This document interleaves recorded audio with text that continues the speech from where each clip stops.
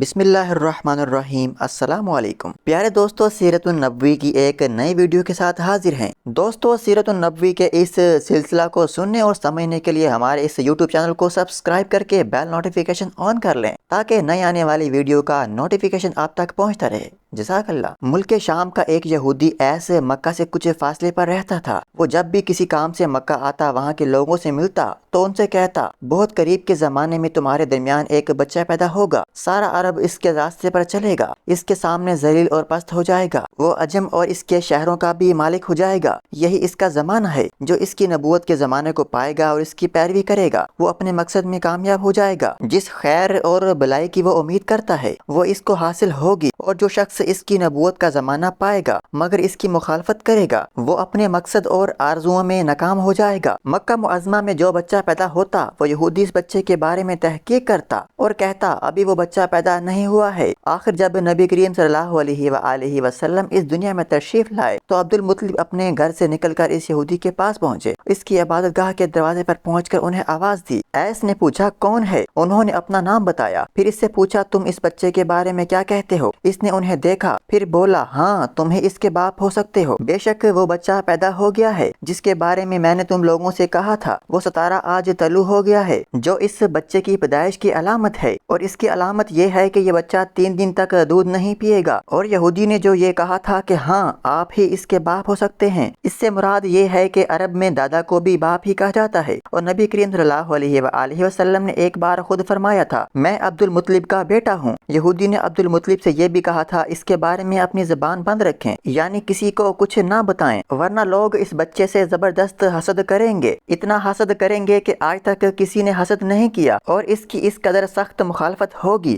کہ دنیا میں کسی کی اتنی مخالفت نہیں ہوئی۔ پوتے کے متعلق یہ باتیں سن کر عبد المطلب نے ایس سے پوچھا، اس بچے کی عمر کتنی ہوگی؟ یہودی نے اس سوال کے جواب میں کہا، اس بچے کی عمر 70 سال نہیں ہوگی، بلکہ اس سے پہلے ہی 61 یا 63 سال کی عمر میں ان کا وصال ہو جائے گا۔ اس کی پیدائش کے وقت دنیا کے بت ٹوٹ کر گر جائیں گے۔ یہ ساری علامات اس یہودی نے گزشتہ انبیاء کی پیش گوئیوں سے معلوم کی تھیں، اور سب کی سب بالکل سچ ثابت ہوئیں۔ قریش کے کچھ لوگ عمر بن نفیل اور اس کے کچھ ساتھی ایک بت کے پاس جایا کرتے تھے۔ یہ اس رات بھی اس کے پاس گئے جس رات آپ صلی اللہ علیہ وآلہ وسلم کی پیدائش ہوئی۔ انہوں نے دیکھا وہ بت اندھے منہ گر پڑا ہے۔ ان لوگوں کو یہ بات بری لگی۔ انہوں نے اس کو اٹھایا، سیدھا کر دیا، مگر وہ پھر گر گیا۔ انہوں نے پھر اس کو سیدھا کیا، وہ پھر الٹا ہو گیا۔ ان لوگوں کو بہت حیرت ہوئی، یہ بات بہت عجیب لگی۔ تب اس بت سے آواز نکلی، یہ ایک ایسے بچے کی پیدائش کی خبر ہے جس کے نور سے مشرق اور مغرب میں زمین کے تمام گوشے منور ہو گئے ہیں۔ بت سے نکلنے والی آواز نے انہیں اور زیادہ حیران کر دیا۔ اس کے علاوہ ایک واقعہ یہ پیش آیا کہ ایران کے شہنشاہ کسریٰ کا محل ہلنے لگا اور اس میں شگاف پڑ گئے۔